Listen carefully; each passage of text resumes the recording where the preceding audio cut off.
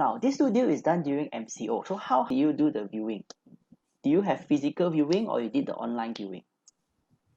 Okay, I actually had virtual viewings with this client. This particular house is actually selling above market value and also above what the bank has valued. So I did not, to be honest, initially I did not really think about that I will be closing this deal because I just see that, oh, this is going to be very hard to sell. So I did not actually focus much. So that's why I did not even advertise it. But I just proposed it to my buyer because I already have existing buyer, and I actually an exclusive buyer agent for a client. I proposed this house because I feel that this potential buyer might have the budget for it. In our first viewing, I did the virtual viewing. So after the virtual viewing, I request the owner to give me some time. I'm gonna take a video of the house.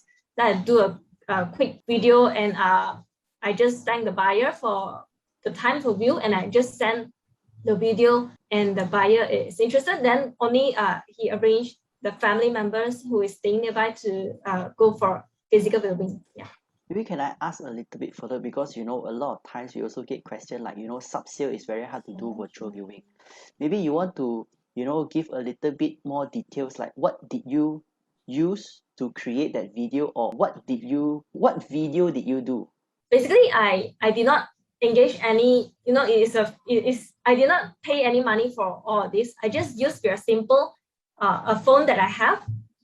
There's no equipment. I don't have. It's not very chunky. Also, it's just a phone, smartphone, which is good enough. This is first time serving buyer this way, and I never done it before. I actually check out YouTube's on how to take certain angles, how to show virtual viewing in certain angles, so that people will not be go like, wow, very dizzy when I view the virtual version. Yeah, so I learned all that. I pick up the skill, and I try to do it at my home first, and then I practice in my home, and then I roughly know what to talk when it comes to which part of the house. I just basically use the phone, and we do it on WhatsApp video call.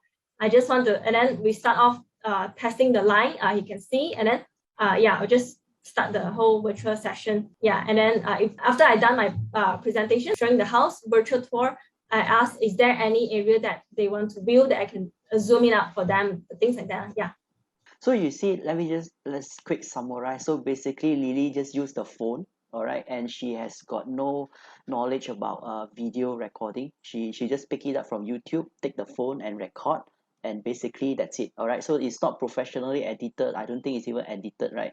So it's edited, and eventually I also learned how to do it using a free app. You don't have to pay for it. It's called Power Director. It's very fun using that very user friendly. Yeah. But everything all you learn from YouTube, right? You never attend any class or whatsoever. Yeah, it's YouTube. It's all free learning session. YouTube. Correct. Yeah. So because what I want to go to is basically, the materials are all there. Even a newbie doesn't have any knowledge, everybody can do it. So I think my next question is this.